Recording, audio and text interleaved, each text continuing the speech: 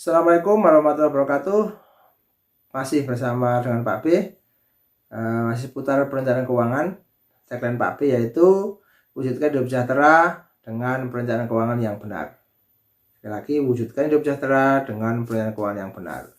Ini konten ini bisa dari yang paling bawah, dari siswa, mungkin dari mahasiswa, dari orang yang sudah bekerja dan sebagainya. Itu cocok, hanya soal waktu saja. Tapi ini adalah konten-konten yang tidak didapatkan di bangku sekolah maupun di bangku kuliah. Kalaupun dapat, hanya sisipan-sisipan saja.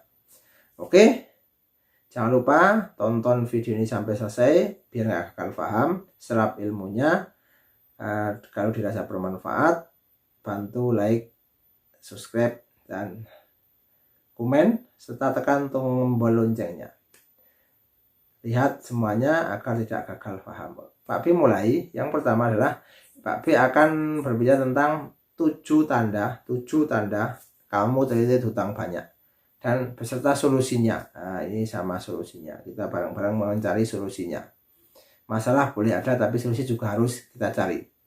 Yang pertama adalah tidak tahu berapa banyak saldo di rekening tabungan. Ini kan payah. Bahkan limit. Nggak tahu nanti utangnya berapa, tabungannya berapa tuh nggak tahu. Mungkin nggak tahu atau nggak mau tahu karena memang nggak punya sisa saldo.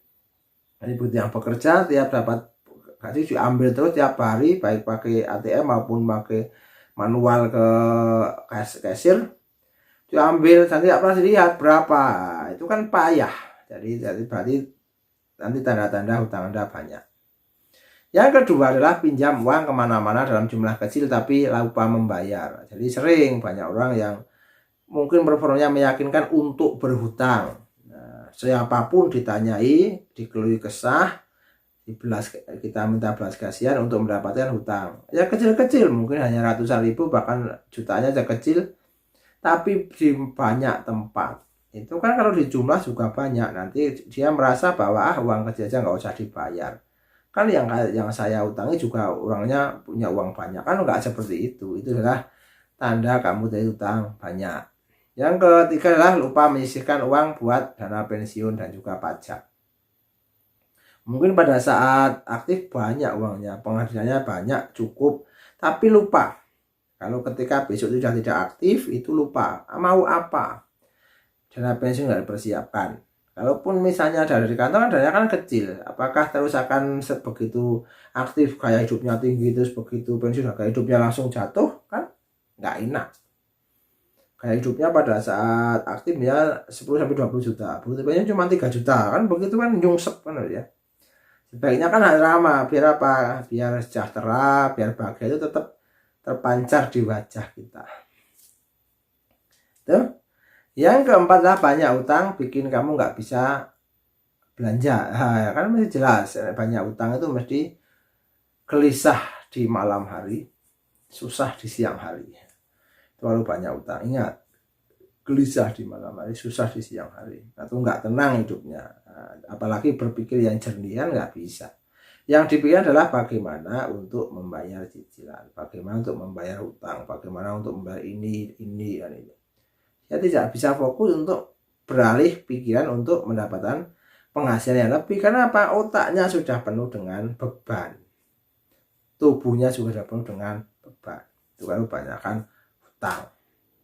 Yang kelima adalah kesulitan memenuhi kebutuhan pribadi. Ya jelas lah, kalau sudah tadi banyak hutang, pikirannya pusing, pening, mudah marah, mudah emosi, kebutuhan pribadi pun akan sulit. Karena apa? Uangnya udah nggak ada. Kalau mau ada harus hutang.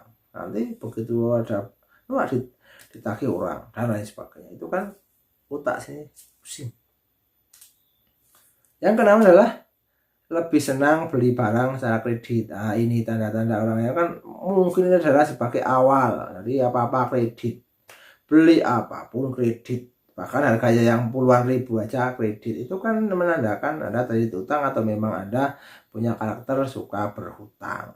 Ada dua karakternya, terlilit hutang atau punya karakter suka berhutang. Apa-apa di kredit, puluhan ribu di kredit, semuanya hampir barang di rumah semuanya kredit. bahkan baju yang dipakai, parfum yang dipakai, aksesoris yang dipakai hampir semuanya kredit. Nah, dua tandanya. Kalau nggak utang banyak, apa karakternya berutang.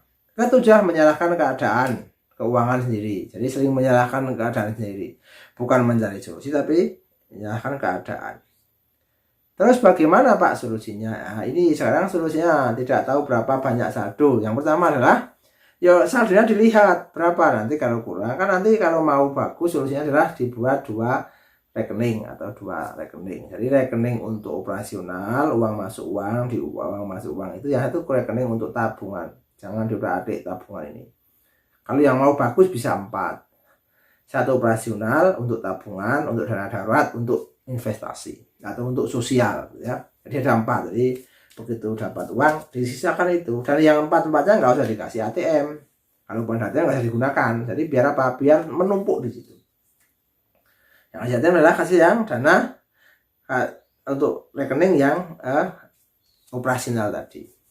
Yang kedua, pinjam uang kemana-mana jangan. Sebaiknya setelah itu dihapus dulu, dibayar semua, berusaha mencari pendapatan lebih, mengurangi pengeluaran dengan ekstrim.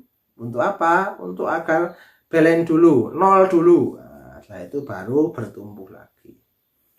Yang ketiga, lupa menyisihkan uang. Nah, lupa itu tuh diingatkan. Setelah di balance bertumbuh, uangnya sisa, baru bisa menyisihkan uang buat masa pensiun, buat bayar pajak ini dan ini dan ini dan sebagainya. Itu ketika uangnya ada, ketika uangnya berlebih, ketika pendapatannya lebih tinggi daripada pengeluarannya. Itu kan bertahap terus. Sebelum itu nggak akan mungkin boro-boro mikir yang itu, mikir membayar hutang aja udah pusingnya, bukan cuma 7 keliling, bisa 10 keliling ya. Nah, oke. Terus banyak utang nggak bisa belanja, jelas, itu kan jelas. Solusinya tadi itu mengurangi tadi ekstrim, biar hutangnya segera lunas, terus mulai hidup baru dengan tanpa hutang. Mau bisnis tanpa hutang, kecil-kecil dulu. Bekerja nanti disisakan, ditabung untuk investasi, untuk masa depan. Kesulitan memenuhi kebutuhan pribadi hampir sama dengan ya tadi. Ketika banyak hutang, otomatis kebutuhan pribadinya, keinginan pribadinya bahkan tidak akan mungkin tercukupi. Terus menyalahkan, nah ini lebih senang beli kredit. Lalu Pak B itu solusinya adalah jangan suka beli, kalau bisa bahkan kalau beli apa-apa harus cash. Mendingan ditabung sebentar dulu terus beli cash. Beli motor misalnya 20 juta ya beli cash kan. Itu rekomendasinya seperti itu ya. Apa nggak bisa ya, itu kan belum dicoba ya. Terus menyalahkan, jangan menyalahkan, tapi introspeksi dari diri sendiri agar apa? Agar nanti keuangan kita menjadi semakin baik, kita otaknya menjadi tenang, hidupnya menjadi semakin sejahtera. Dengan cara apa? Dengan cara tadi reparasi keuangan. Nah, jadi perencanaan keuangan dibenarkan, dilakukan dengan komitmen yang tinggi, konsisten jangka panjang. Semoga nanti perubahannya akan dinikmati. Nah, luar biasa. Nanti udah berubah, sejahtera, udah kecukupan, seimbang keuangannya, niscaya hidup kita akan sejahtera. Semoga bermanfaat, semoga menginspirasi. Oke, jangan lupa yang belum subscribe dan tekan tombol lonceng untuk mendapatkan notifikasi dari Pak B untuk konten-konten yang bermanfaat di sini. Jadi ada keuangan, ada investasi dan sebagainya, sehingga Pak B semangat untuk berbagi konten yang positif. See you next.